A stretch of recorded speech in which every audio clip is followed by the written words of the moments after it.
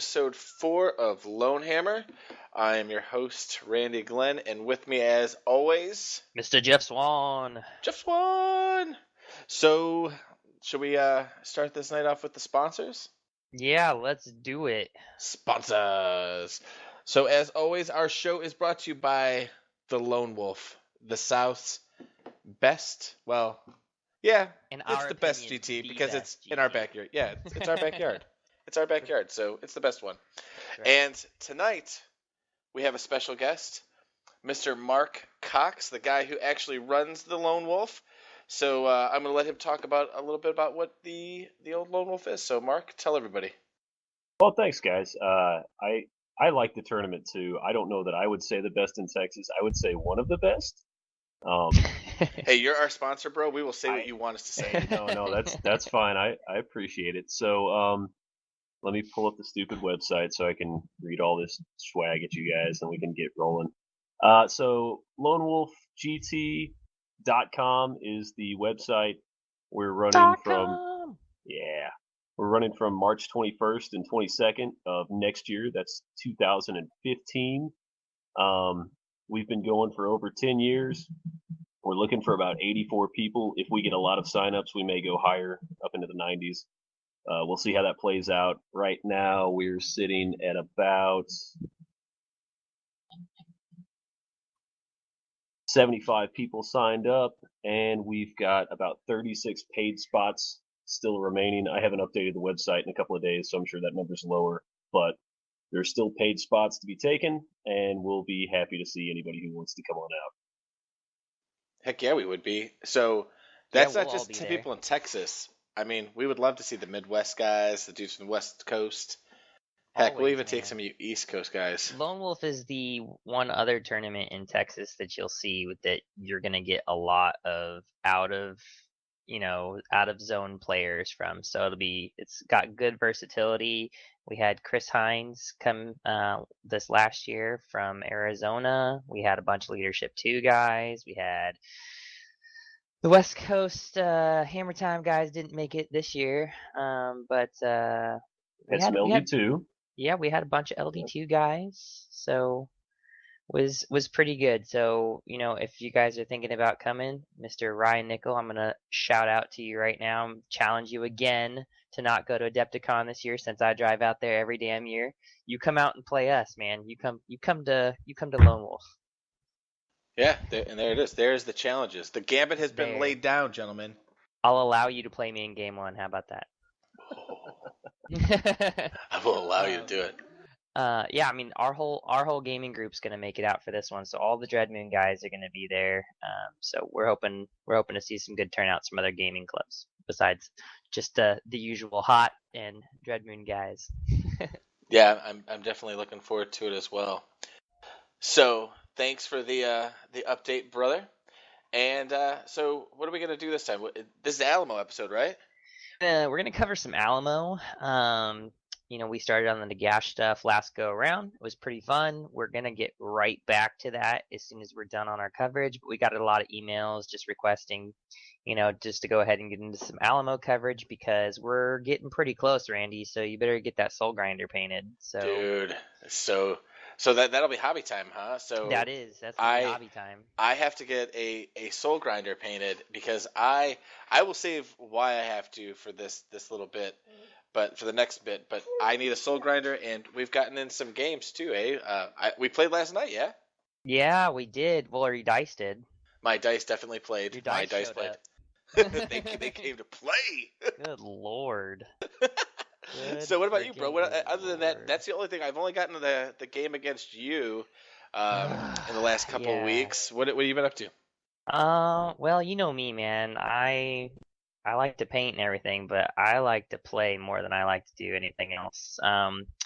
So I ended up playing you last night, which was really fun. We were working on a Alamo list for you that's kind of a little bit different than what you're used to running. A way softer list, bringing it up to a 15.6 comp. Trying to play some more fluffy stuff and get your skill level on the fluffy stuff a little bit higher. Which I'm bringing the fluff. I'm bringing the fluff. That's right. It's good. It's good. Other than that, last weekend I went down to see some of the boys in Houston. Just so happened to have a customer down there. For those of you who don't know, I own a home theater and automation company, so I was down there working on one of my customers' houses. So I took the rest of the weekend to hang out with my buddies from the Hangover Heroes of Texas. So showed up and played a little small tournament that they do down there every other week. One of them is at Eaton Games and Hobbies, and the other one is at Fat Ogre. So showed up and I played. Told Tim I would give him a shout out on this, but I played Tim Gleese from the Hot group. Super fun game. Other than that, who else did I play? I played Sean, and as per usual, we kept it under 3 turns because I stomped him and tabled him in 3 turns, like I do. And there's the hobby crushing. That's how we do it at Dread Mode. So far, Sean is 0-2 versus me with 2 0 comp lists versus my 12.4 demon list. And I tell him every time, are we going to get past turn 3? And he just says, I don't know, man. I don't know. So we played a couple games. It was fun. But other than that, man, I've just been trying to get all my stuff together, make sure I've got everything all set up for Alamo. Get all my jobs out of the way so I can, all this real life stuff, get all that out of the way so I can play hobbies, That's a good thing to have. That's right? That's how you should be, bro. That's the way it is. Good owning your own company. You're like, I'm gonna make my own hours. No, I'm gonna play Warhammer today. How about that? Yeah, and before we keep going, I have to get this out of my system so I don't get made fun of on the forums. So, hold on a second. Bro. Okay, that's it. I'm done with those. He got his bros out. My bros are gone. I think there's more. I think there's more to come. Bro, you don't even know. Oh, that's a quarter in the jar. What about you, Mark? You been hitting any hobby stuff lately? Oh man, I would love to. The problem is that I have this job that, as you know, doesn't like to let me go, and it just gets busier and busier and busier as we get closer to January 1st. So I'm gonna try and squeeze a game with one of you guys in next week, possibly, but I doubt it happens. Do it. I'm always down, man. Just hit us up. So I know. Always down. Especially Randy. He's only 15 minutes from you. Yeah. But I mean, if you want to challenge, you can play against Randy's dice. So, dude, my dice are freaking hot. There is no cooling off from the Rock Wars dice, bro. I don't think my dice are up to that challenge. Oh my gosh, man! You don't even know. Okay, so for those of you that weren't around on Tuesday night, we play every Tuesday night. Okay, so I play Randy just to try and get him used to this game, used to this different list, and Homeboy rolls 3 10 dice power phases. For those of you who don't know, that means the demons get +1 to their ward save. So he's rolling around with a 4+ ward save for half of the game. And then he has kind of like a lot of monsters in the list. It's like 2 soul grinders, a keeper, a bunch of other fun stuff. So he rolls 7 thunder stomps in this game, right? Because that's how many times he was in hand-to-hand. And 6 in a row, not even like a gap between it, were all 6s.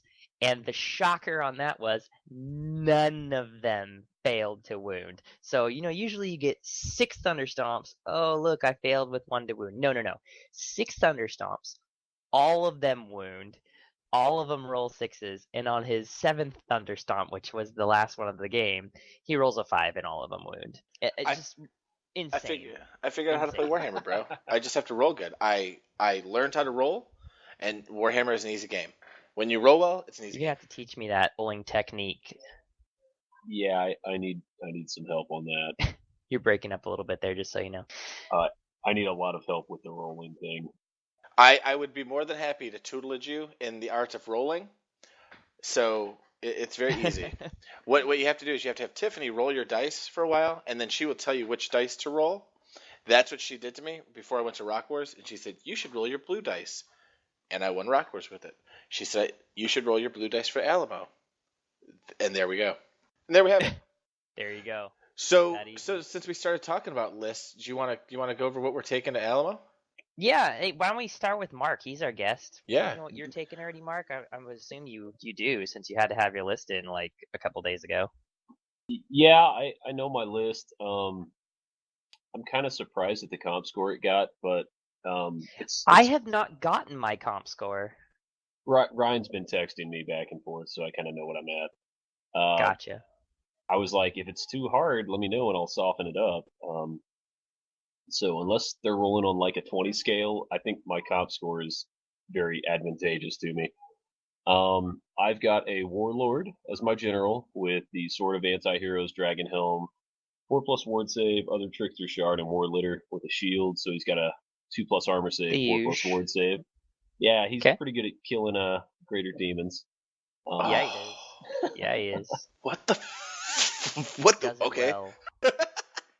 And ouch. And that's all my. No, I'm just kidding. That's not all my army. I've got a Grey Seer with a Dispel Scroll and a 5+ ward. I have a BSB with a Magic Resist 3 token and Iron Curse icon.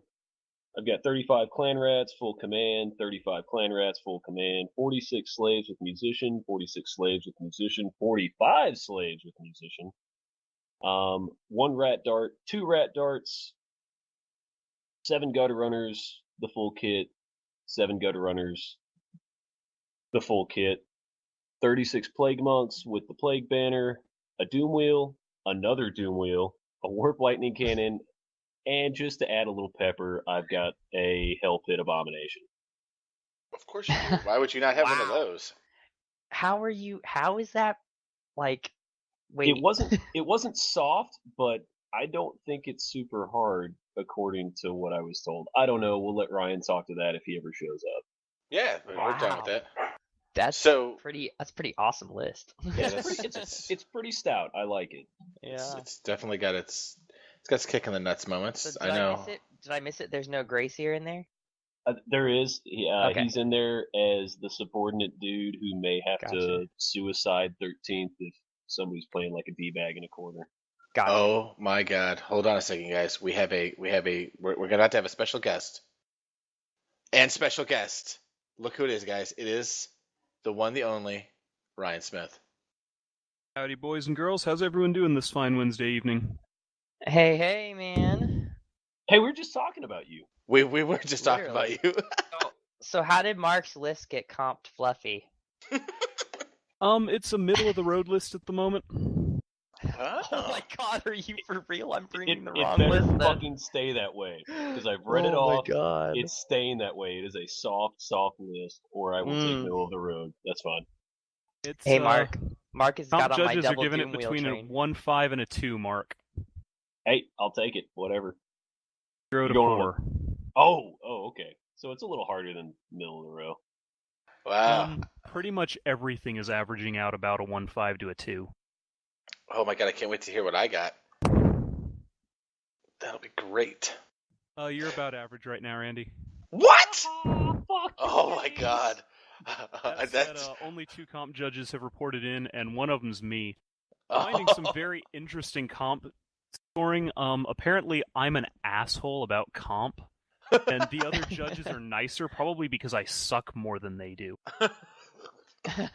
Wow, that right there is perfect. There have been a couple of lists that I give a 0 to, and one of our judges, Zach Harrison's like, "No, man, that's a 1-5. That's a 2. You're crazy."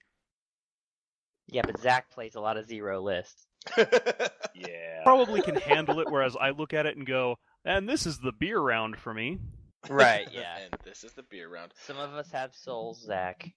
Well, crap. I thought I was sneaking in with some fluffy crap. Oh, me and you are, man. Well, there's still 3 judges to weigh in on yours.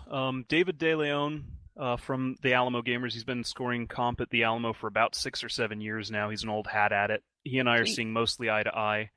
And our other 2 comp judges are wild cards because they are going to start tomorrow or this weekend. Johnny Hastings from Point Hammered Nice. podcast and Bill Curry from West Coast Hammer Time. Oh, Who knows what those guys are going to do? Hey, Bill. Just Bill and Johnny. I'm gonna shout this out. If you come across a demon list that's got 2 soul grinders in it, just I deserve fluff. I mean, that's a fluff bunny list for the Totally. South. Yeah. So. So Ryan, we're talking about our list, but me and Jeff will hold off on ours for a second. So tell everybody what the Alamo is and why if they miss this, that they're complete and utter turd monkeys. The Alamo is, in my humble opinion, and anyone who knows me knows there's very little humble about me, the best damn Warhammer tournament in the country. People come from all over to try and get in. We sold out this year in about a day and a half, which shocked absolutely everyone, including the people that waited until after the weekend to try and register. I've had a number of drops. I had to sign up Austin. Like it was like, oh, by the way, it's going open tomorrow, and it's like I'm at the hotel signing up for it in Austin while I'm at Texas Gamescom. Yeah, we formally opened registration to everyone, all the masses, everyone that hadn't been following email chains and posts on the Facebook page Monday morning at 8, and we were sold out at 9:30. After sort of pre-opening it to the guys at WarGamesCon and the guys that were following the Facebook page. And I've had drops, but I think I still have 10 people on the wait list. It's a good problem to have, but I feel really bad for those guys who aren't going to get in. But people are still dropping, so who knows? We may get all the way down to the end. Yeah, I mean, and then you have the 10% attrition rate when the day of, right? Usually, isn't that the rule of thumb? That's generally what we aim for. Yeah, not bad. That's not bad at all. So, how are you guys? Like, what is the comp criteria for Alamo this year? Is it the same every year, or is this going to be kind of a new thing? Because Bailey used to run this, right? And this is your first year, right? This is my first year running it. John had done very, very lenient, sort of loose comp the past couple of years where the lists were reviewed and it was a accept-reject criteria. Either your list made us vomit in our mouths and down our fronts and got rejected, or we were able to swallow the vomit and it got through. And so the Alamo has gotten a reputation as being, one of the hardest rooms in Warhammer, and that kind of makes me sad because I don't play hard armies. Well, I don't play to. That's probably a detriment. He doesn't play hard armies. I play the Warriors army. I have a semi-brutal Warriors army just because I wanted to win games. I was running vampire count lists with no lord choices, which is always a great idea. That totally works. I don't know what you're talking about. Yeah. In theory it works. You're playing Theory Hammer. It's a great idea. It sounded great when I was drunk and made the list. What is the comp criteria this year for the Alamo? Comp criteria this year, we've got 5 comp judges. Each judge gets a copy of the list, and they rank it from 0 to 4. And then, in theory, we can add those 5 scores together and get something that is roughly equivalent to the Swedish metric that people know. Mm-hmm. So what's a hard range for Swedish would be a hard on ours. I don't know that it will actually happen. It's our first time using a 5th comp judge, and it's our first time really paying attention to it. So everyone starts worrying, oh no, there's going to be comp, what's it mean? Well, it's only going to affect matchups. When we do the sorting for each round, we're going to sort you by battle, and then we're going to sort by comp. So if you're playing hard lists, it's because you brought a hard list. If you're playing soft lists, it's because you brought a soft list. If you're playing between hard and soft, it's because you have some weird wild card battle points that you shouldn't have. Agreed. I mean, me and Randy have been talking about this for a while just to give some people some ideas. And, I am a fan of any kind of comp, but I'm also a fan of just playing some straight up out of the book Warhammer. But at the same time, I pretty much self-comp every list all the time, whether I can make it hard as nails or not. So I'm a fan of any kind of comp, whether we're going to do Swiss comp or it's judge-based comp or anything like that. I play because I want to have fun at the game. Like I don't build the hardest of nails list because I don't really feel like the people playing against me feel like they have, a chance with the kind of list that you can show up with. Like for my demons, you could show up with the Nurgle wall and just be like, oh yeah, by the way, my dice are going to win the game for me. So yeah, dice winning games, baby. I get it, man. Woo! Like I'm happy that we're at least doing it for matchups and stuff. That's good. That just assures me that I'm showing up to the tournament and getting a good, game 1, game 2, game 3, and then we'll see what happens game 4, game 5. Absolutely. I'm hopeful the people that brought easy lists will have fun games, and the people that brought hard lists will have very challenging tactical games they'll really enjoy. And pro tip, if you guys submitted a really hard list and you don't want to play hard armies, you may want to try and change. Throwing that out there. So for the comp, since it is comped and pairings are going off a comp, how long will your comp determine your pairing, and at what point is it you've been winning, you're stuck against this, like shut up and play? It's gonna depend on how people win and lose. The range for matchups is gonna expand, so first round you'll probably be playing someone at the same comp as you. I think we'll have enough variety to do that. Second round, you may be within a point of each other. Third round, you may be 2. By the fourth round, you may be playing someone 5 points off. But if I have a choice between 4 players, and 2 of them are harder and 2 of them are softer, I'm going to try and get the harder guys playing each other. Yeah. But I make no promises, because I may be really hungover Sunday morning, and my I think we just lost Ryan. If I have anything to do with it, he is going to be hungover tomorrow. He's going to be hungover on that Sunday. Yeah, we lost you for the end of that little bit of by the round 4, but you might be too drunk. I may be too hungover to do my duties Sunday morning, like happened to someone last year at the Alamo, by the way. just throwing that out there. I think John showed up 15 minutes into round 4 going, "Oh crap, we got to get this going. Why are people rolling dice?" So I noticed for the Alamo, and I've never been to the Alamo, so I'm pretty excited, and I've only been playing Warhammer for 8 months. So you released 3 scenarios, right, but not 5? Alamo has historically never released scenarios ahead of time. I did it this year because I was changing up a little bit. I knew the max unit size restriction in the Drink Buddy scenario would tick off a few people, so I wanted to warn them in advance that they could modify their lists around it, or complain violently about it and then refuse to change their list, because that 625 core unit cannot change that. So the core list can't change, and then what happens? So like after that part, then what goes on with that? The way that scenario works, there's a limit you can't exceed in model count. You can start off with a full unit above that, but if they are, no characters can join it. And what scenario is this one? This is going to be Drinking Buddies. Drinking Buddies. Anybody likes a scenario called Drinking Buddies? It used to be the Game 3 scenario at the Alamo. We just played all these last weekend when I went down to Houston. That's what we did, is we played all 3 of those scenarios. So The beer bid.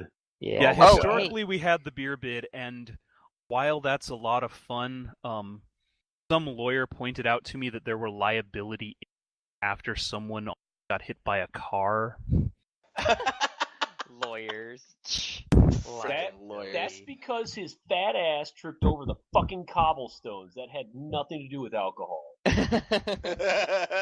Yes, but a good lawyer could make it so that it did. So that is, I guess that's going away, the lawyer was either John or Fred pointed it out. It was John, and he wrote the scenario, so I have very little sympathy about it, but it made us rethink it.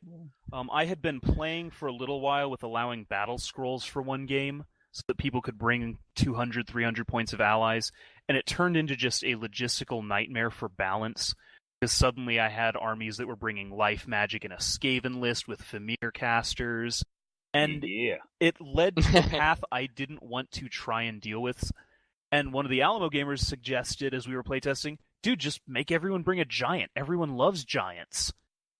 So that's what we're going with. Everyone's going to bring a giant. If you're not bringing a giant, we'll have a couple of shame giants for you to use. There you go. The Chris Gibney Barbie doll style giants. I'm thinking of printing out photos of Miley Cyrus twerking and just cardboard base. I'll be gluing some base too if that happens. And then I'll Photoshop Mark's head on just so everyone's a little... Alright, now I'm going to have to go beat off. I'll be back. So what are the other? So that's Drinking Brothers is the third scenario. What about your other two scenarios that you released? What about round one? What are we rocking in round one, bro? Round one is going to be El Mal Ojo, which is a classic Alamo scenario that hasn't really been dealt with since early 7th edition. We rewrote that one to give Ojo some bound spells. The scenario as it used to be one dude in your army tries to kill another dude in the other army. And from long years of playing that, I know usually I didn't pay attention to that until turn 5 when my Ojo bearer was dead and theirs was across the table. So this year it gives you some bound spells that you can cast. One slows either weapon skill or initiative or I think movement. I don't have the scenario in front of me because I'm prepared for this. Weapon skill, ballistic skill, and initiative. Or ballistic skill. And it takes it down to 0, or to 1 rather. Yeah, goes down to a minimum of 1, and the other is a magic missile. So you can either, hurt someone with the evil eye or curse them with the evil eye, which historically is what the evil eye is supposed to. And it'll let me get my Spanglish out, which is always fun. Nice, I like it. And then the last one, and we'll take our first commercial break. Yep, the last one we've got is the Piñata, and the Piñata is relatively unchanged from years past, except I clarified a couple of things we've had to FAQ about how it moves, what unit type it is. We've made it a little friendlier to shooting in magic lists. In the past, you could only get Piñata points by whacking it. This year, you can put spells on it, you can shoot affected. But apart from that, the Piñata is a scenario everyone tends to love, so I didn't want to change. You didn't want to change the Piñata at all? No, just making it more accessible to shooting and magic so those people that don't want to actually, get in combat have something to do. Maybe that's why I'm seeing a lot of Wood Elf players. So the Piñata one, I ran through that last weekend playing Ed, and the only thing I came up against was, so I just didn't read it clearly enough, but if you have the Piñata and you kick it into the unit, but you have enough inches to make it go, like, past the unit, can it go to the backside of the unit, or when it hits just a unit, comes it'll in contact? Stop.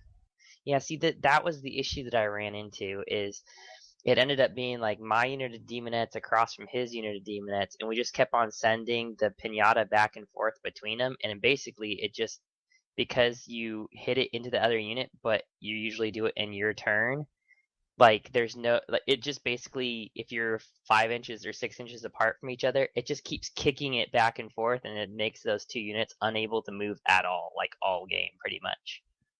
That's the only thing I had run into, and essentially, like, it made my whole unit completely useless for 5 turns. Nice. Wow. Yeah. I would advise you to aim it better. Aim it. Roll better, aim better. The Piñata takes charges like a war machine, so you can wheel to close the door to it however you want, and then kick it whichever way you want from there. Yeah, I learned that after I played it. I was like, okay, well, I'll figure this out now. Like, I'm just not going to run into that again. That's freaking hilarious. Yeah, the Piñata is great to set screens on those tar pit units you don't want to deal with. Right. Skaven slaves flailing away at the Piñata always makes me... Oh, you did no wounds to it? It's just gonna sit there. It stays there. All right, and on that we're gonna take a freaking commercial break, and we'll be gangster for a little bit. So we'll be back.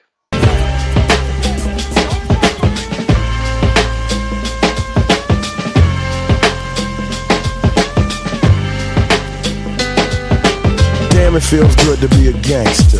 A real gangster ass nigga plays his cards right. A real gangster ass nigga never runs his fucking mouth, cause real gangster ass niggas don't start fights. And niggas always got a high cap, showing on his boys how we shot him.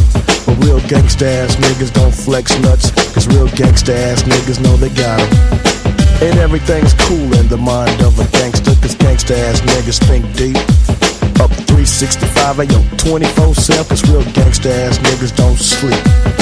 And all I gotta say to you wanna be, gonna be cocksucker pussy pranksters is when the fire dies down, what the fuck you gonna do? Damn, it feels good to be a gangster.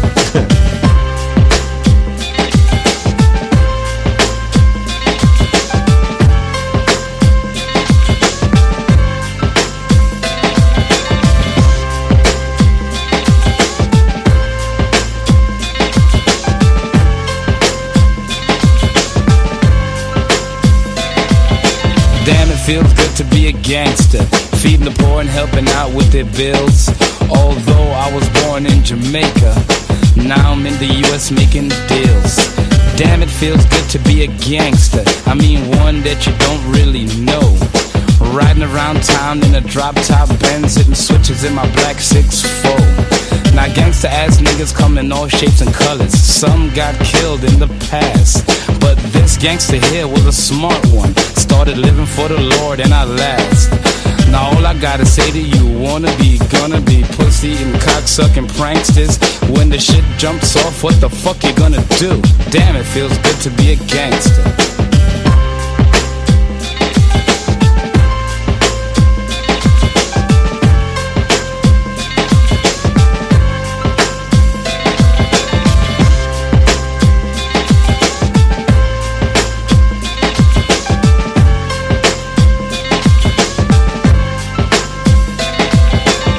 It feels good to be a gangster.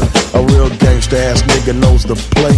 The real gangsta ass niggas get the flies of the bitches. Ask that gangsta ass nigga little chick. The bitches look at gangsta ass niggas like a stop sign and play the role of Little Miss Sweet. We catch the bitch all alone, get the digits, take her out and end up hitting her ass with the meat. Cause gangsta ass niggas be the game players and everything's quiet in the clique. A gangsta ass nigga pulls the trigger and his partners in the posse ain't telling off shit. Real gangsta ass niggas don't talk much. All you hear is the black from the gun blast. And real gangsta ass niggas don't run for shit. Cause real gangsta ass niggas can't run fast.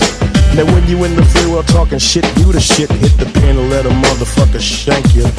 But niggas like myself kick back and keep game. Cause damn, it feels good to be a gangster. Yeah, damn, it feels good to be a gangster. What? So gangster, so dude, white. You have no idea how gangster white I can be in Forney, Texas, bro. So obviously we're back because you hear our voices, and if you hear our voices, that means you're still listening. And I don't know why. Poor you. Poor you. Poor 5 people that watch this. And right. I think I looked at our listeners, and I think we have more viewers in Scandinavia, is it, than we do anywhere else. So sweet. Sweden. It's Sweden. That's what it is. That's right. So you want to go over our list now, and we have Ryan on, so him and Mark can bust our balls over our list. What do you think? Yeah, that works. We already got Mark's. So why don't you go ahead and do yours?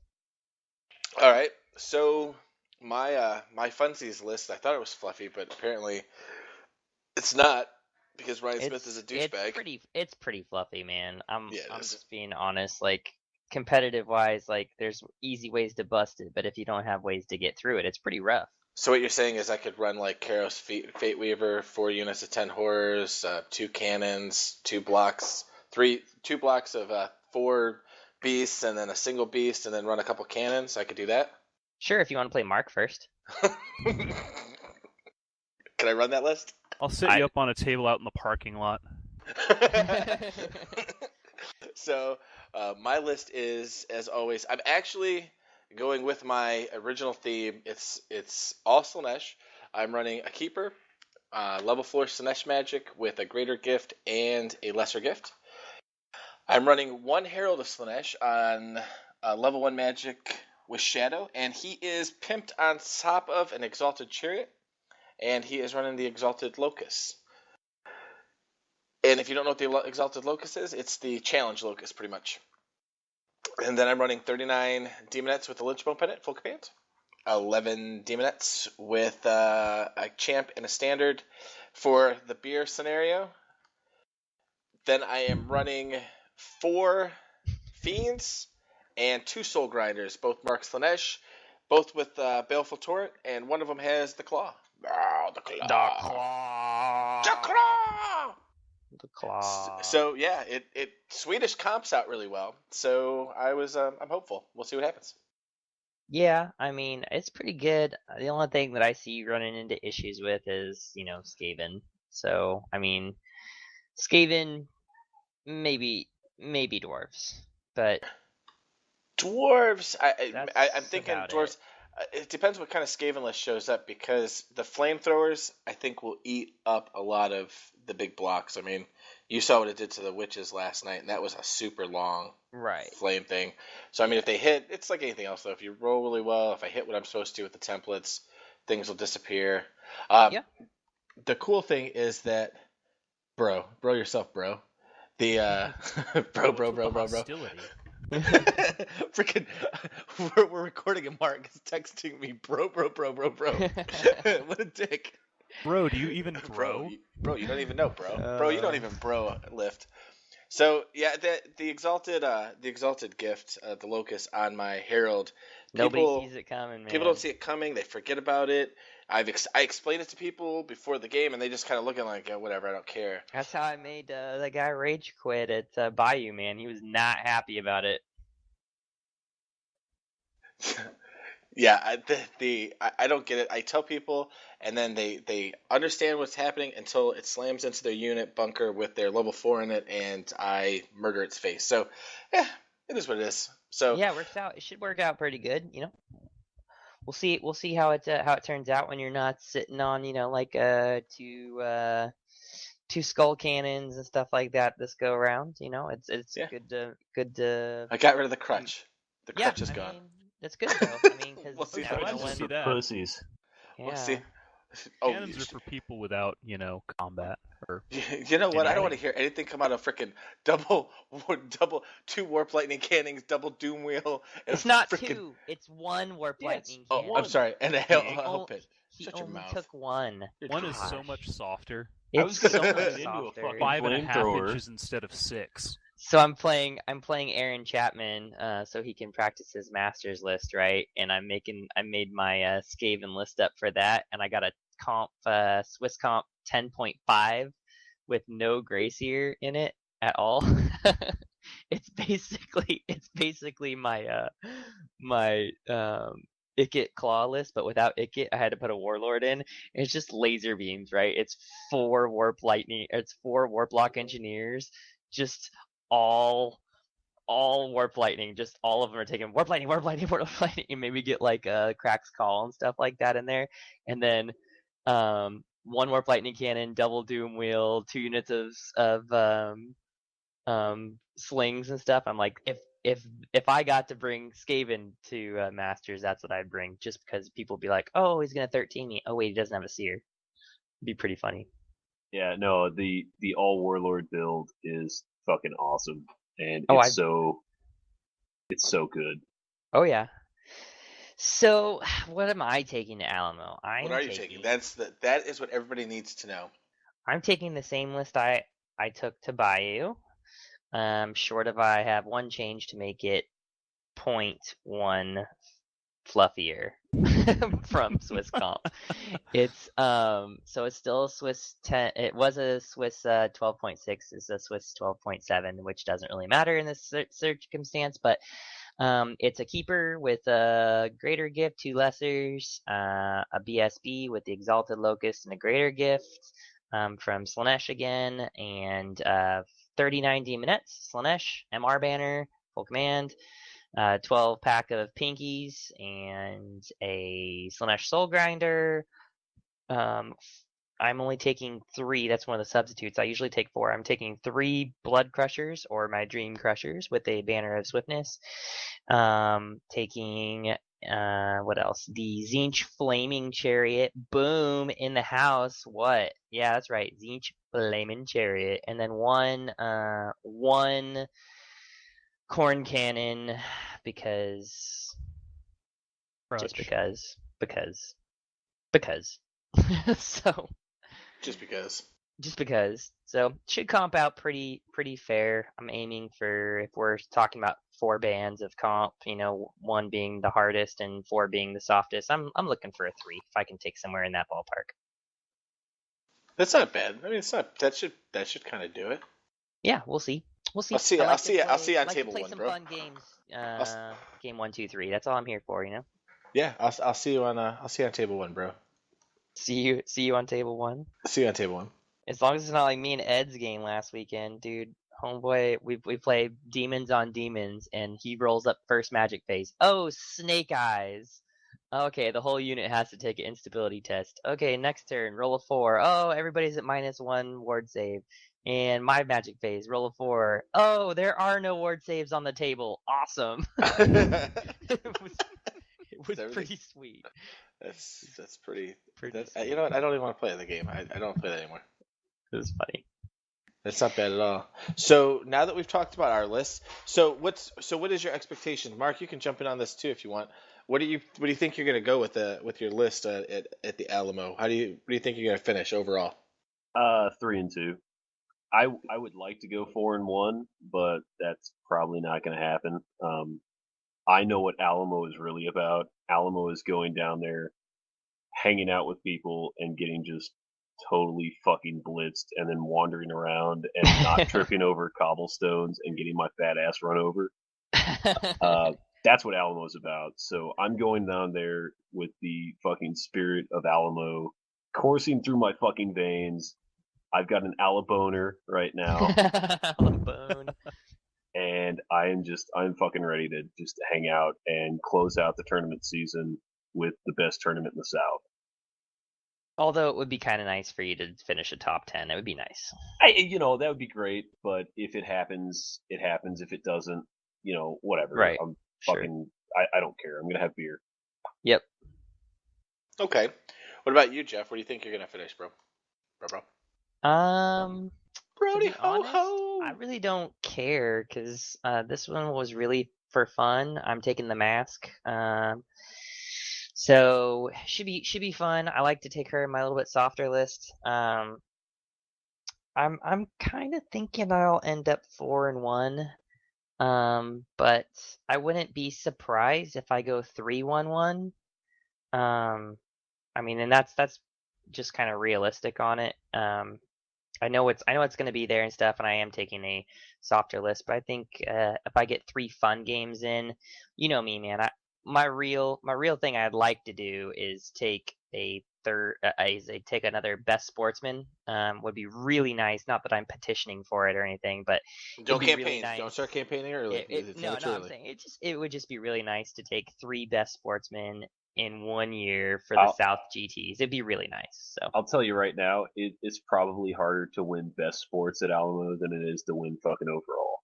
Oh, I'm sure. I would agree with that. I'm sure it is. I'm not even doubting it. I know the room. Everybody's in a great mood. Everybody's drinking. Right. Everybody is everybody's best game. It's super, super tough to podium a sports at Alamo. Oh yeah, I know that going into it, but it would still be nice. That would be my hope. Like if I could get that would be good. Otherwise, 4-1 or 3-1-1, probably somewhere in that ballpark. Take a top 10 like I have all year. That as long as I, you know me, I'm just looking for top 10. So. Well, those are both very admirable goals. Very admirable. I know what you're looking for. You aiming for dead last, Randy? What's that?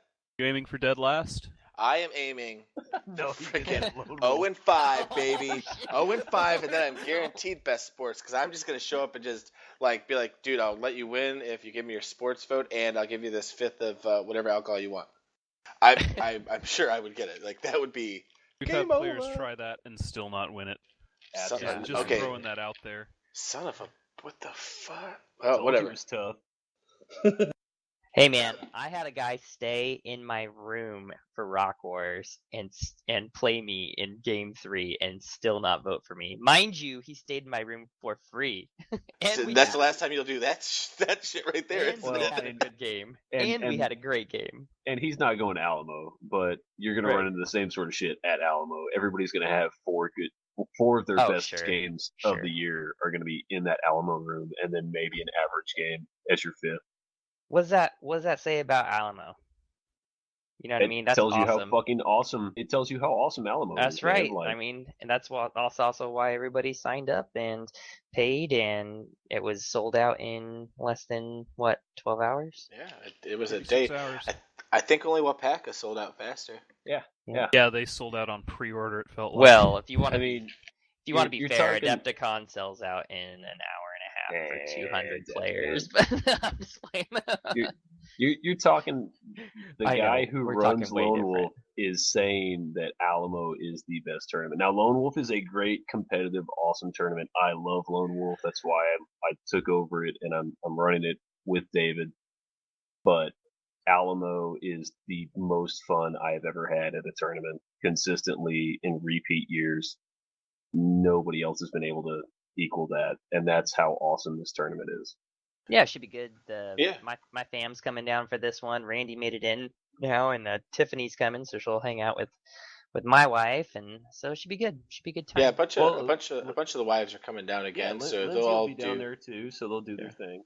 Yeah, I think there's a couple other guys. I kind of did what Hayne did, and I started getting a hold of some of the dudes with wives, and started getting them in touch with Lindsay and Tiff, and Nicole's gonna be there too. Yeah, Nicole will be there we're too. All gonna be in that block, and then you guys are gonna be at the Hilton, right?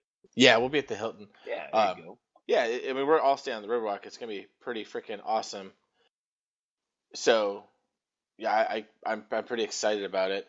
But yeah, I think I'll do my goals for the whole Alamo thing, and that'll bring us to our other topic because they're kind of the same thing. I would like to go. I did the list I did on purpose so that I was hoping to submarine, and I really think that this list, depending on the matchups, I think I can go 3-2, maybe squeak out 4-1. I don't know. But I did it because I just need I think I need a top 20% to qualify for Masters. I think if I mathed it out right, that's about where I'm sitting. And I wanted to take a high comp list because Masters is very comped. Very comped. Which is something way different than what is normal in the South. So, I don't know. What do you guys think about the Masters and the comping system? We'll let Mark start. He was there last year. Yeah, Mark, So you was and Ryan Ryan. were both there last year, right? I was there too. Yeah, it was Ryan very different playing a comped list than an uncomped. I ran Masters with my Savage Orcs, which is an army I wield like a blunt scalpel. I'm consistently a 3-win player with it. I've finished second overall at 2 tournaments with it. And it didn't take a lot to soften it, but what I was missing made such a difference that I just horribly sucked at the match. I think part of it was I just started getting really, really drunk game 2 against Johnny Hastings, and it sort of spiraled from there. But it's playing in a comped environment when you're not used to it is just vastly different. Every unit has to have a role.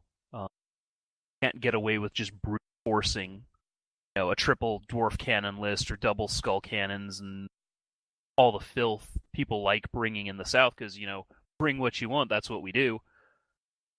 It was a very different experience. I don't know that that's why the South did as poorly as we did. I think the fact that we were getting really drunk and, we went there to have fun. Right, which is what you go there for, but you know what I mean? Like that's what it's for. I mean, you're there for the fun of it, and on that aspect, it's another one of those things like, oh, hey, did we do bad because nobody played comp and everybody just takes what they want? I would say probably, yeah. I mean, I play comp all year long, so it doesn't affect me. I'm taking, what I have to do for my army? Box it up. Take the same exact army. Exactly. You can get away with that.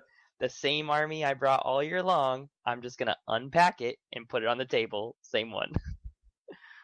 I'll kind of echo Ryan's thing. There was a little bit of culture shock on the table with the lists. I had a game where I don't know if you guys listen to Point Hammer, but there was no way I was beating Johnny when my first turn dice rolls went that way, and my second turn dice rolls, and my third turn dice rolls. That's what he was saying. Johnny was making 5+ armor saves like they were going out of style, and he played it right. It's not like he just got super lucky. He played it perfectly and set everything up, and I couldn't retaliate.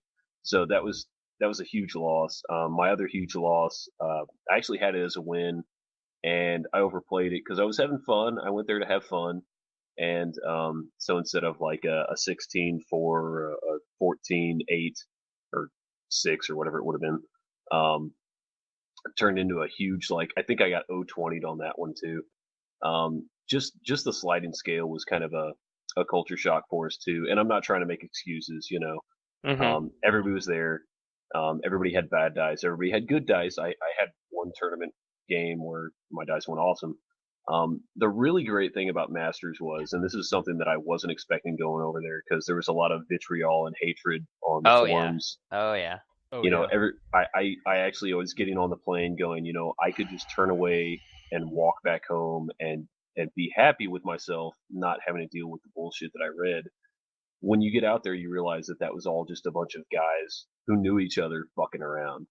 And it really played out well. The South and West Coast drank out the bar.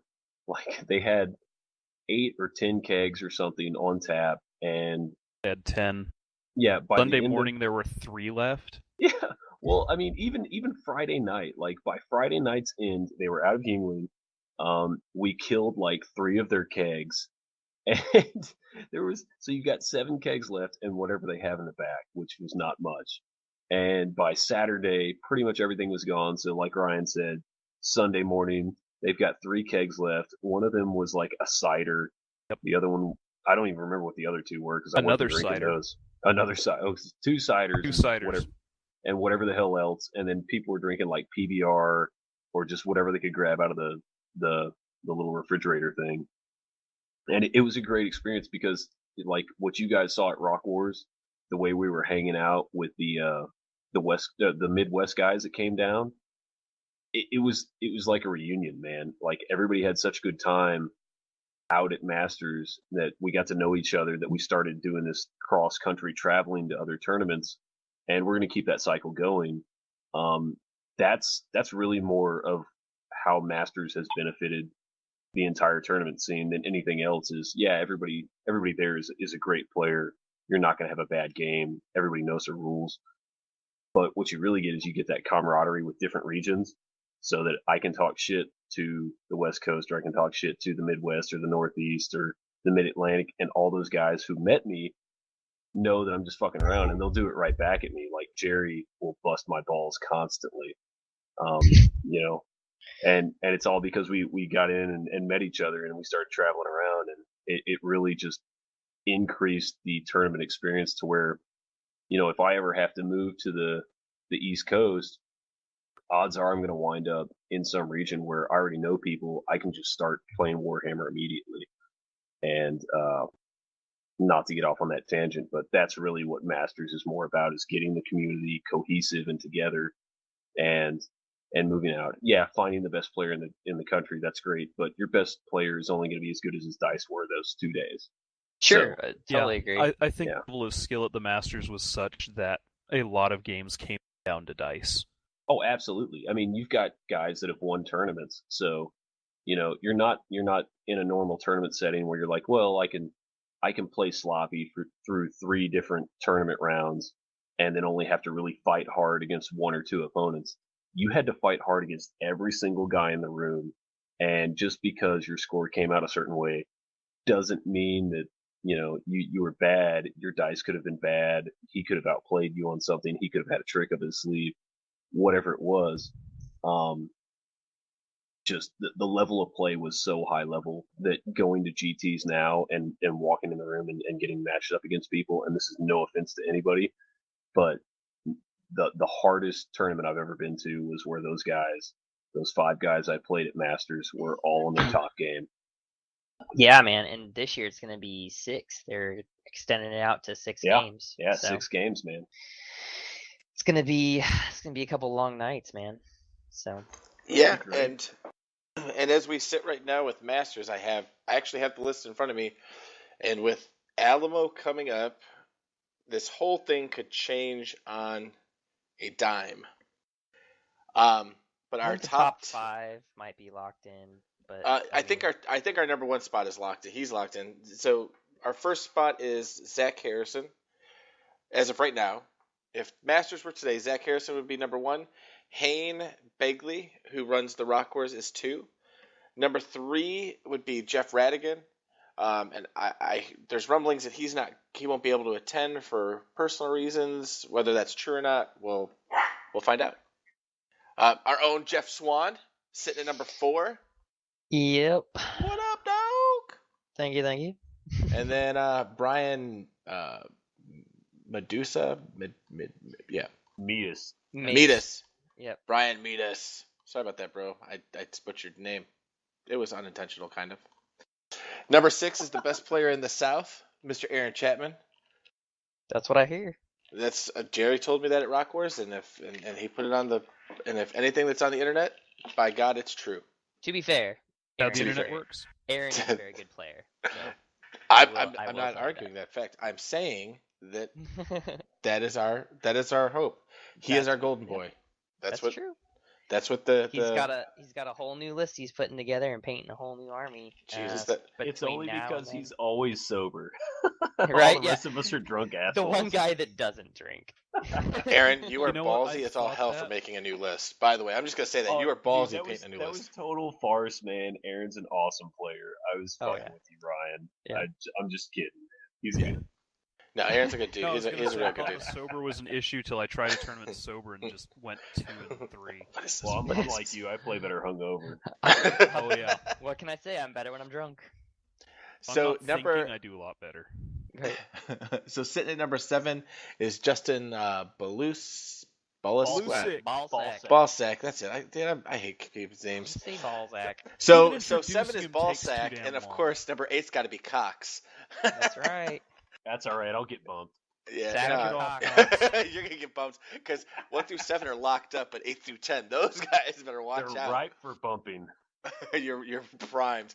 And sitting at number 9, Mr. Alan Keller, and then number 10, Robbie King. So that is the top 10, and right now the person in first has .988 as a score, and the 10th person has .907. Now, Mark, you are part of our Masters Committee, correct? Yeah, I am. Yes, you are. Jesus.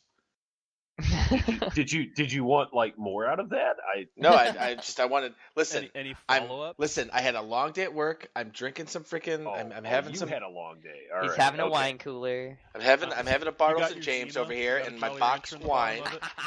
Well, my gin bottle just ran out, so. Yeah, well, you know what? It ran out because you only had a sip in it to begin with. So why don't you have a full bottle next time? Okay, so I just took the big one. So how does the whole scoring system work in the South? Why don't you tell everybody how the South kind of runs it? Okay, well, myself and Ryan are. I'm also on the committee, Jack. Thank you. That's right. Hey, well, you know what? As a guy that's only been playing for I don't know, a week and a half now, I don't know all this stuff. Committee is the TOs of the South. And then the guy that brought us all together and did a bunch to set up the Masters, Mr. John Bailey, who heads it up. Absolutely. But the godfather of the Southern GT. I will say, if John didn't do it, I am willing to bet we wouldn't be. No one else cared. Nowhere near where we're at right now. So I'll tackle that. The scoring system works like this: you get your 2 best tournaments in the South, and we average those together based on the number of participants extrapolated against the number of people that were at that tournament. So let's say that you're at a 100-person tournament and you take first place. You've got a 1.0 for that average for that tournament. If you take second place, you've got a 0.99 for that tournament, and you work your way down from there. If you go to a 50-person tournament and you take first place, you have a 1.0. If you take second place, you have a 98? 98. Yeah. So let's say that you take a first at that 100-person and a second at that 50-person. That's a 1.0 measured against a 0.98. Your average for 2 tournaments is going to be a 0.99. So that's where that average number that you're seeing on the page comes in. How this kind of gets mixed up a little bit, and you may say like, well, Hayne Bagley, he didn't do so well. He had one good showing, and then the rest of his showings aren't spectacular. How is he at number 2 or 3 or wherever he was in your ranking systems? 2. The way we work is we want our southern players to get out there and fucking play other regions and go out there and dominate. We want them to lay the love of the South out. And the way that works is if you go to a tournament that has 70 or more players, that's a Masters qualifier for a different region, and you do well, you come back to us and you say, hey, I just took overall at, Blood in the Sun. Or like Hayne technically took third overall at Blood in the Sun. So Hayne came back and said, I took third overall at Blood in the Sun. It had 100 players. So I'm a .97. So his .97 averaged into his other averages, displacing his second best South showing because he's been to 2 South tournaments. And so that's how Hayne is so high up there. And so that's something that we're working on. We may lower the requirement. We may alter the requirement for the out of town ones. But I think the system works well. The Midwest is talking about kind of adopting a similar fashion to it. Ryan, I know you kind of got added after we did most of the selection process last year. How do you feel about it? Do you feel like we went the right route, or? I think we did. And that right there is why he's a color commentator. Encouraging the South guys to go out and waffle stomp in other people's playgrounds is just salt in the wounds that we can qualify in your events too, because we can compete on your playing ground. And those are almost the guys we want to see at Masters because, and I'm learning this after playing Quake City a couple of years and going up to Wapaka this year, every region plays things very, very differently. Yep. Yeah, absolutely. I once thought that I would never use the word meta to describe something that was not HTML code, but I find myself using it a lot now. Yeah, man. I mean, I go out and I play the West Coast stuff. I've played Adepticon the past 4 years. I've gone to other regions, and actually when I moved out here to Texas from California, it was way different style. So, I mean, getting used to the Texas metas was kind of cool, but at the same time, it really didn't change my play style, and that's kind of where I still have that SoCal, list where everybody's just like, why do you run softer stuff? It's just what I'm used to playing. Like it's normal to me to run that kind of a list, so I'm used to playing the stuff that's not awesome and doing well with it. So I mean, it has nothing to do with, I have no problem playing against a 0 comp list with my higher comp list. No problem with it at all. It's just different game for different people. I just prefer it. And that's the whole point, is to get our folks out there and get over that culture shock so that when you show up to Masters and you play somebody from the Southeast or the Northeast or, the West Coast, you're more likely to be used to their play style because you've played in a bunch of different metas. You know that different people play different ways. You've got a leg up on the competition. I mean, if you go to all the Midwest tournaments and you do really well, and then you go out to Masters and you draw 3 Midwest opponents, you may do better against them than you do against your other 2 opponents because you're just used to playing them. So it's all about practice and everything. I mean, it's just trying to get them out there and get our folks playing other regions. That's where that you can count one tournament thing comes in. That's the whole point of it. The whole point. I totally agree. It's just like, you get guys that are out here in maybe our area or some other areas that are so reluctant to change and so reluctant to change in play styles that, they're just so anti playing anything different than what they're used to playing. And it's really, toxic, because when you set up that kind of stuff and you put it in their mind that, you should just be playing what it is out of the book and take anything you want all the time, you're only ever playing one kind of Warhammer. And I'm not against any kind of Warhammer. I'll play any comp system. I'll play any list. It doesn't matter to me. That's what Masters is about to me. To be able to be like, Masters could be like, oh, I want to play demons, and then they hand you a demons list. You should be able to win with it. That's how you're a master. You know what I mean? That's my personal opinion. See, I got beef with the Masters process, but that's okay. I'm a newbie. I just got a little beef, but it's okay. I'm going to keep it deep down inside, and I'm going to rage on somebody one day. What's your beef? Dude, that's like posting a vague Facebook status. So annoying. Right. All right. Hey, listen. Are you worried about the whole some masters they count their top GT winner as an automatic spot? Is that the thing? Oh, no. I'm not talking about. I don't care. The qualifying process is cool in the South. I mean, it's whatever. I mean, I like our qualifying. Yeah, I mean, I do too. I think that. Good.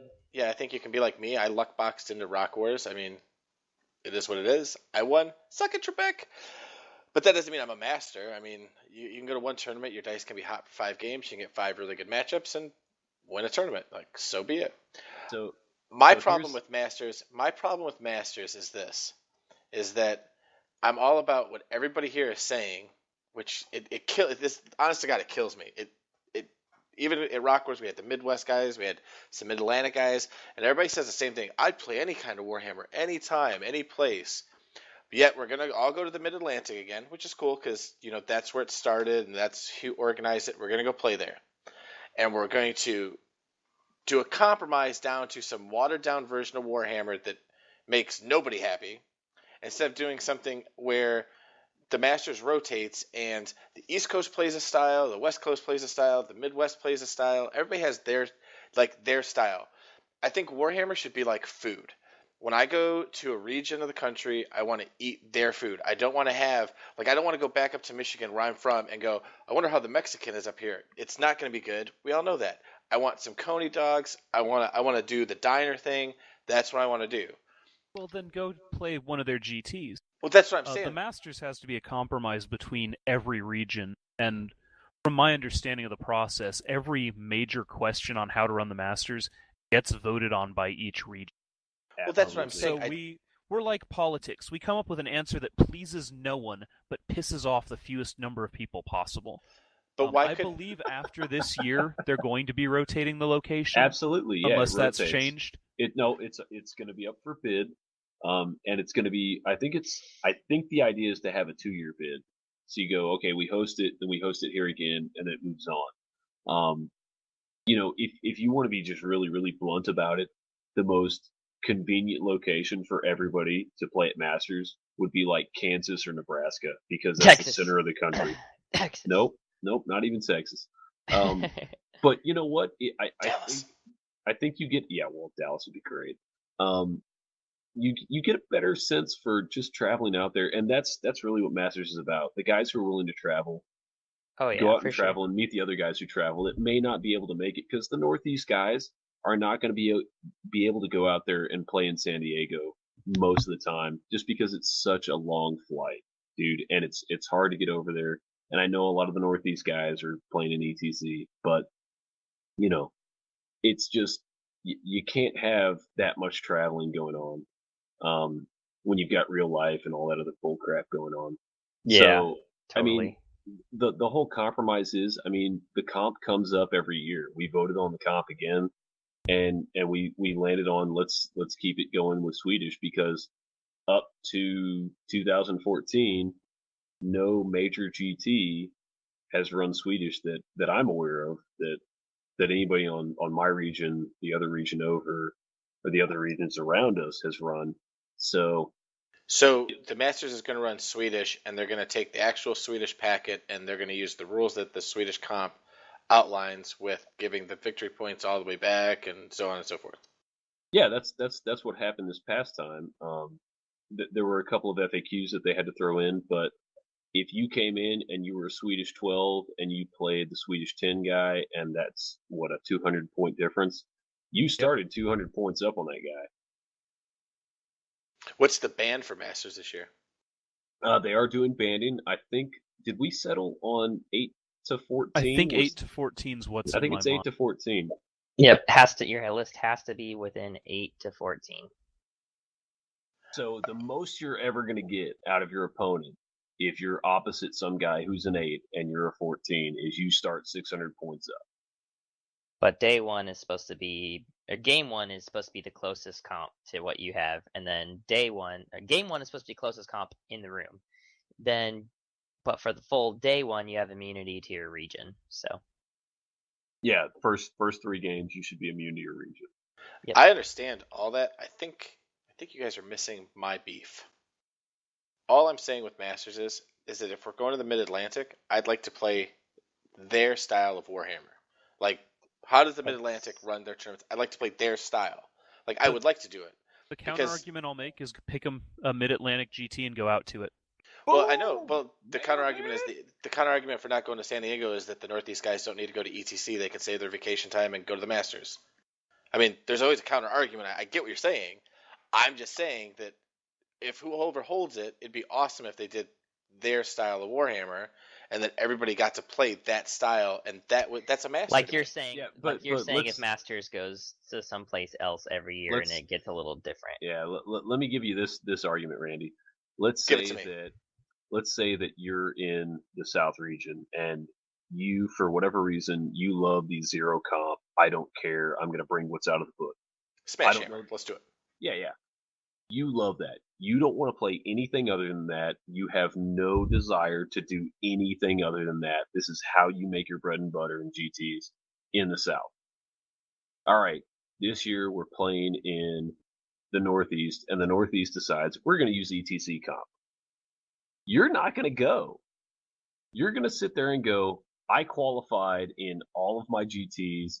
Everybody else is lesser than me. I am the god of this fucking realm, and I'm not going to go. Because there's no sort of, they're going to have this advantage walking into it. They're going to have home field advantage. You're not going to go, man. Well, if that's the case, I'm not going to go to this Masters either, because there's a comp band. I mean... Oh, well, good. I'll take your spot. Well, that's what I'm saying, though. Listen, I'm 100% behind you. I just don't understand why it gets. I don't understand why we use the process of, well, nobody's happy and we're trying to make as little people mad as possible when not everybody can travel to every GT out of region. Well, they just can't. I get that, but the whole idea here is, like, look, man, what we're going to do is we're going to take a comp that nobody uses. Nobody's going to have any more of an advantage in this comp than they already have because nobody plays it. Not true. Some of us self-comp. Some of the South comp, but they don't. Some of us self-comp. Some of us self-comp, Mark. Yeah. And that's fine. You'll have an advantage, but so will the other guys that self-comp too. Sure. But nobody specifically goes out of the way to use Swedish. So sure. Anybody who hasn't played in Swedish is going to have a disadvantage. Yeah. So what you're saying is for Masters then. Let me just get the big picture here because I don't sit on the meetings. I am a nothing. I am a noob. We have meetings. I don't know. I mean, some people go to them. I hear we have votes. I don't know that we have meetings. Whatever. So I don't show for your votes. Yeah. Oh man. Quitters. Alcoholics are quitters. I'm a drunk. I don't go to meetings. Alcoholics admit they have a problem. Drunks just go through. I'll quit when I fall asleep. Right. So you're basically saying then, to make it fair for everybody in the country, we're going to pick a system that nobody plays for any of their GTs, so everybody has to show up and adjust to this style. Yeah, yep. Correct. It's as impartial a system as we can. Exactly. And to be fair, it's really not that hard to make a Comp 8 army. It's not. It's really not that hard. I do it on accident all the time. Yeah, all the time. When I'm trying to make something hard and I look at it and I go, ooh, I screwed this up. Right, yeah. I'm doing something wrong here. Really, the thing about Swedish comp is it's always evolving, so it's what's good in the meta. Well, when the meta shifts, there's certain things that get better but don't change on the comp sheet. So it's really just thinking outside the box for what you have. I mean, Wood Elves came along, right? And it really just changed the comp all around. So, I have changed 250 to 300 points of my army, and just because Wood Elves came out and I needed a way to deal with them more easily. It's going to be the same thing all the time. You have new stuff come out that changes the comp when these new books come out, like if we're going to be doing the Cult of Slaanesh and the end time stuff, like not the actual Lord choices, but the actual armies that come out of it. It's going to change up everything. Certain things are going to get better, certain things are going to get worse, and you're going to see different stuff on the table. And I like it because you see different stuff on the table. I mean, I wouldn't want to go to a tournament where I went to the same tournament last year and see the exact same army without a single other model added to it because it's the same army, play it the same way. This guy's got 80 games in with the same army that never changes. Yep. So that's my personal opinion. You want something that's always evolving. So I don't. I want the same thing. I want to show up to a restaurant. I want them to know my order. I want them to give me my one beer, and I want to have that and only that. Anything else I don't want to do. I don't play. You can go down to Cheers. I heard that's a place where everybody knows your name. So I have another question, another rules question. For Masters, are we playing out of the rulebook, or are we going to play the infinitely high heels thing? They're doing infinite high heels. Oh my God! Screwing dwarves. What can we do to piss off Andrew Heinrich? I think that's the answer. Right. Yeah. If the answer is yes, we're doing it. Yeah. To my knowledge, it's going to be infinitely high hills, and then buildings are going to be whatever true line of sight is. No over guessing for cannons and stuff like that. To intentionally hit something that you cannot see. I mean, it's really not that much different than we just did at Bayou. It's really not that different. Well, yeah, and here's what you do with the hills thing is all your TO has to say is, hey guys, I built the hills a little small. What I really meant for them to be is 10 inches tall, or 12 inches tall, or 24 inches tall. Okay, now can you see past 24 inches? No, you can't. All right, cool, you can't shoot that. Right. Yeah. That sounds like a logical argument, Mark. Awesome that does not. Is that that does not a logical response? I'm sorry, I've been drinking way too much. That does not measure up to the Alamo Hills forums. are all supposed to be 9 inches tall. I ran out of styrofoam. Right. Dog monkey herpes pillow pants. Skittle pants. That's hilarious, dude. I love it. Oh man, so we've got the Masters out of the way. I got to play devil's advocate, but I really don't give a rat's ass because I still have to qualify. Otherwise, I don't care. Hey, you did good. You did good. You did good. You did good, little fella. You did real good. You. Here's a Coke and a smile.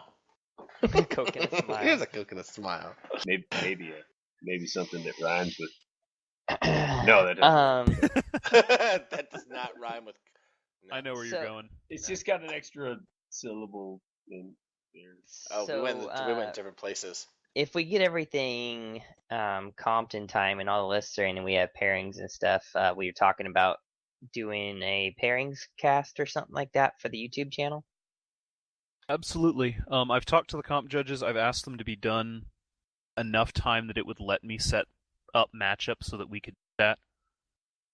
We'll see how that goes. You're gonna cut into Johnny's bathroom remodeling time, man. The only one who has not responded to it so far, so... Oh, is Johnny. Johnny remodeled my bathroom at Masters, so... Yeah. He did more than that. Did he use his sex toy of the week for it? Oh, God. He didn't have to. I just kind of fucking bent over and took it. Hold on a second. We are not measuring other podcasts. This is the only podcast that matters. I didn't say what podcast he was on. Wait, this is a podcast? Point Hammered. No, Just actually, in case you guys didn't know, it's Point Hammered. Son of a bitch! What the hell's going on here? Point Hammered, West Coast Hammer West time. Coast Hammer time. West Coast Hammer time. Well, and I mean, are we gonna name them all? Ohio Hammer. Yeah, should we do Ohio Hammer, Dimensional Cascade, Garage Hammer, oh my? Oh gosh. Yeah, and all those podcasts are professional and have more viewers than us. Yeah, but You're also on what number? But we're better. 3? But we're better players, so it's okay. That is true. I will throw down that gauntlet right now. That Jeff and I will handle any duo of podcasters out there. You hear me, Fred and Bill? You bring the bilth, bro. So Bring let's the see. bill. Did you just grudge match this so that fucking... Go ahead. so No, after you. Jeff go and ahead. Fred are now going to be a best podcast ever challenge at the Alamo? Is that what I'm hearing? I think there should be. And matter of fact, there's Fred and isn't Josh coming? Just line them up. Josh is coming, yeah. Yeah, we'll knock him down. It's cool. I hope I get to play Fred and Josh because I'm going back out. I'm going to California the month afterwards, and Fred's putting together a little Club Capri action for us to play a little 3-game tournament for me to come and beat up on all the Capri boys. So yeah, it'll be fun. And since we're going up to Wapaka, I'm just gonna throw it down there. Bring it on, you. I'll take on that orc gunline nonsense. I know you don't listen to this podcast, but if you did listen to this podcast, then you would hear this. Oh gosh. Ringergate. Hey, Ringergate. If you're gonna say that, you have to say hashtag Ringergate. Oh, we got to do that now. Yeah, you got to do that, and you have to make the hand signal too. What did Josh comp out at, Ryan? So far. Josh Frick. No. Josh Stewart. Stewart. He is at a 3 with 2 judges in. With Beastmen? With Dark Elves. Okay. What the F is going on here? How am I? What? Hey, Mark, guess who you're playing? Hey, talk to me later, Ryan. Hit me back, y'all. You throwing a challenge down, Mark? We'll see. Holler at me. Yeah, if Jeff doesn't get a Fred, he can take on the other. Are there Jupiter deployment shenanigans? Are we deploying in corners if I roll 1s and 2s and bullcrap? guy. I am that's not how he beat commenting me on the last other time. 2 scenarios at this time. All right. Yeah, talk to me later.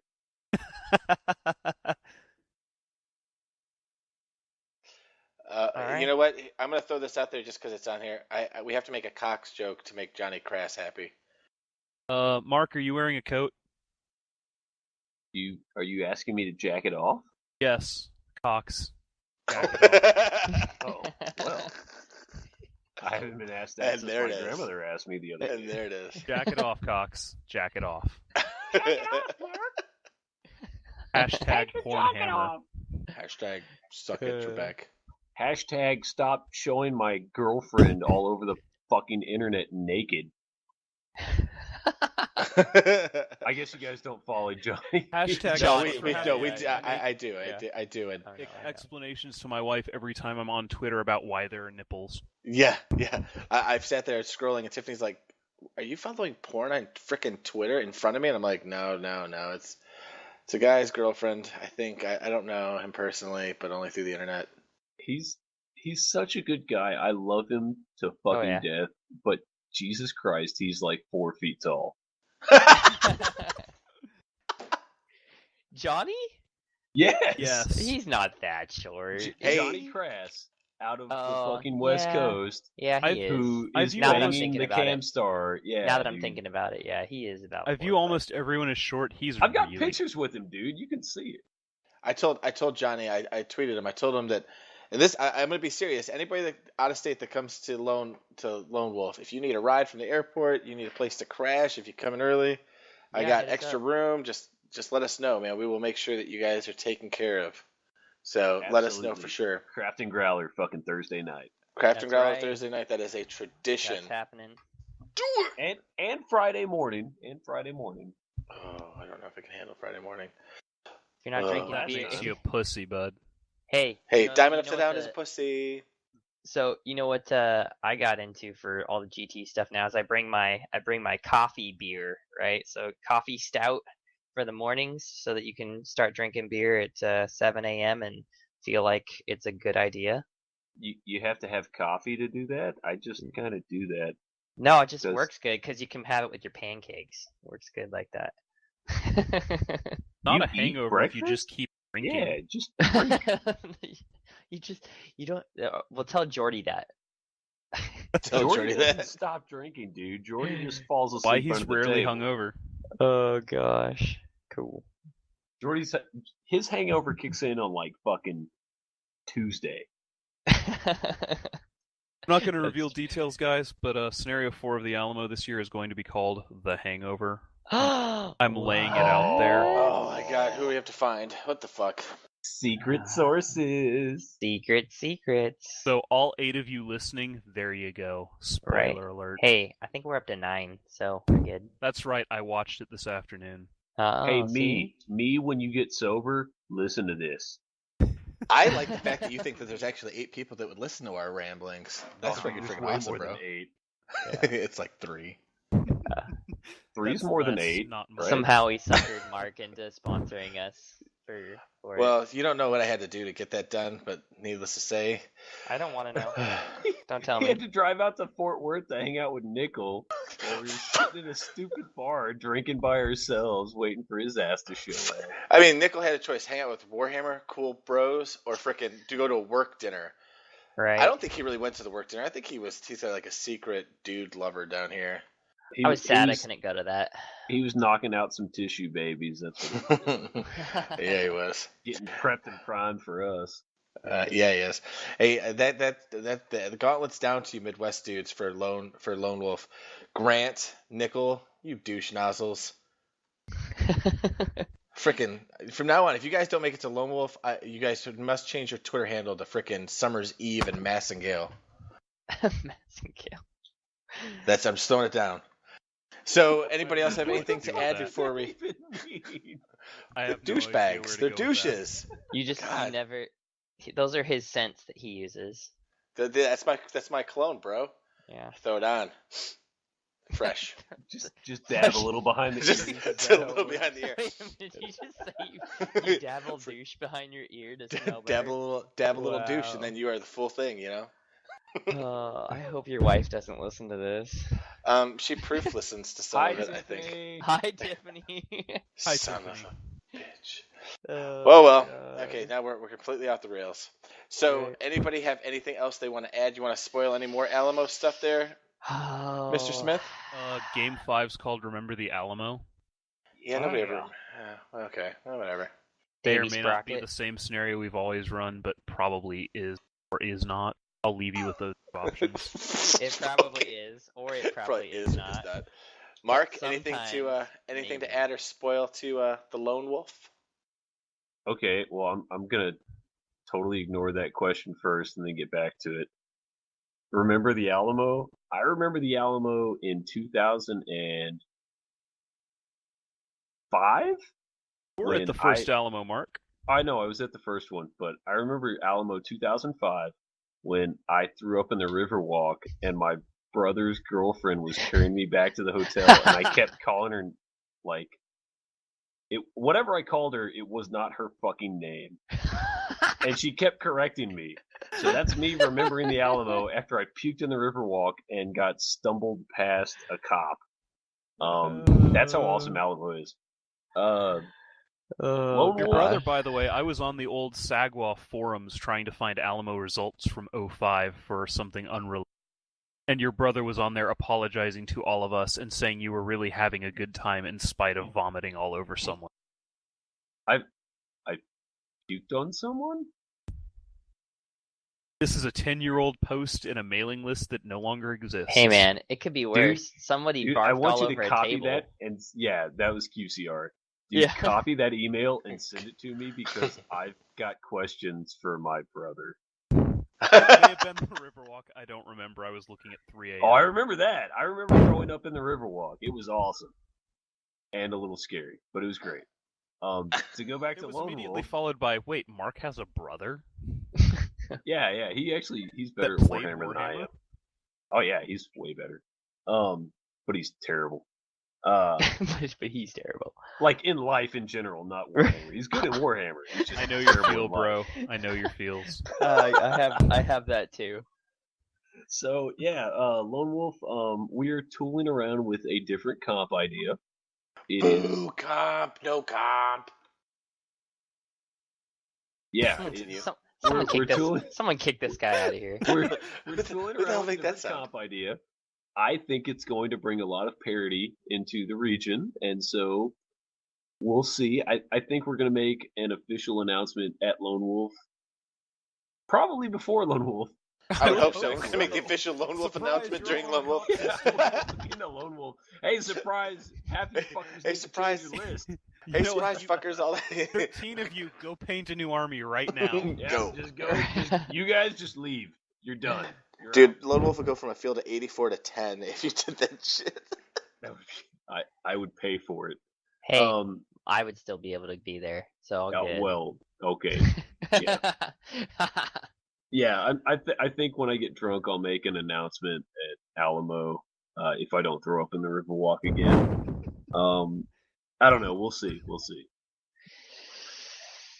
Cool. Well, I'm down for that. I'm down right there. That sounds good. So Jeff, anything else to add, brother? I think Pack I'm of good, bro. 2015. Yeah, I actually want to add, I'm really hyped for Packer right now. Hell yeah. We were talking about influence of the Masters earlier.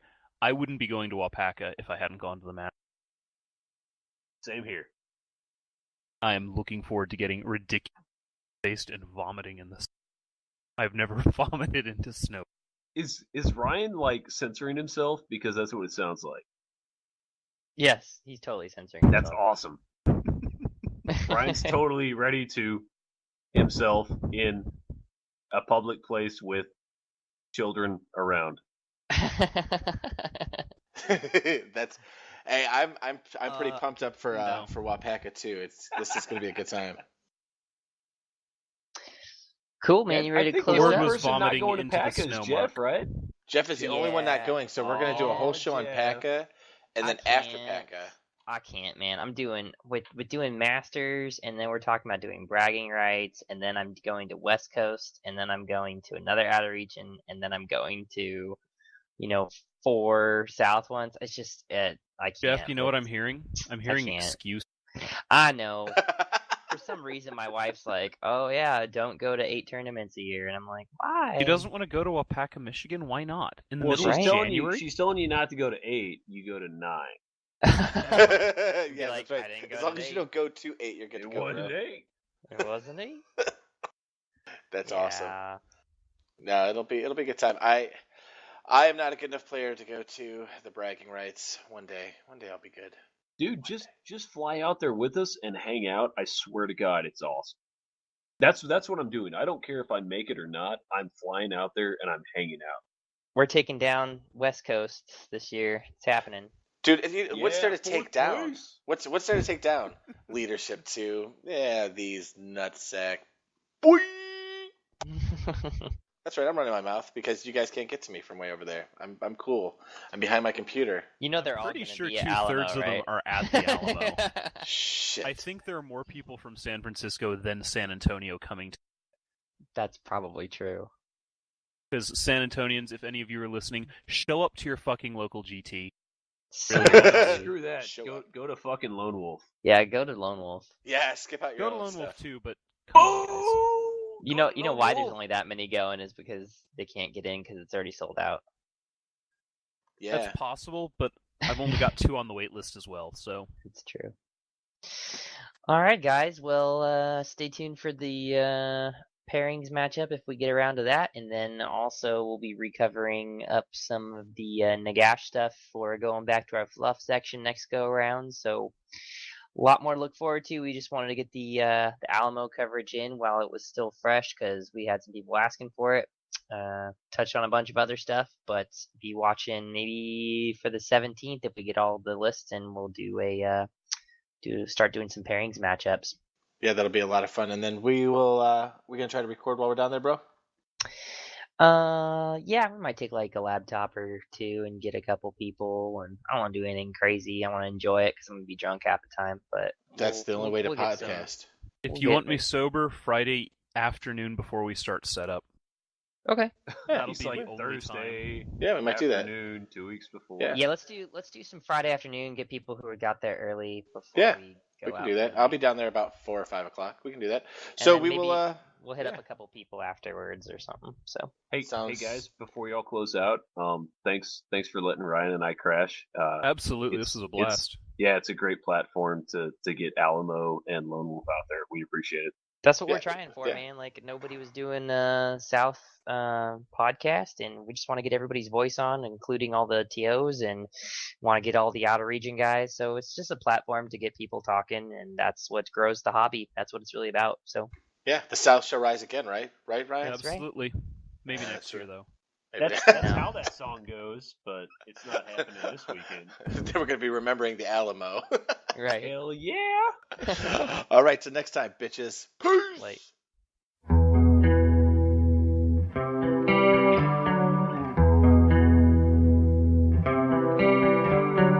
Mother, tell your children not to walk my way. Tell your children not to hear my words, what they mean, what they say. Mother, mother, can you keep them in the dark for life? Can you hide them from the waiting world? Oh, mother, father, Gonna take your daughter out tonight. Gonna show her my world,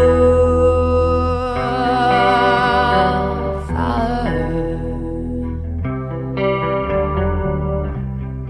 Not about to see your light, but if you wanna find hell with me, I can show you what it's like till you're bleeding. I'm not about to see your light, but if you wanna find hell with me, I can show you what it is. Mother, tell your children not to hold my hand. Tell your children not to understand. Oh, mother. Oh, do you want to bang heads with me? Do you want to feel everything? Oh, Father,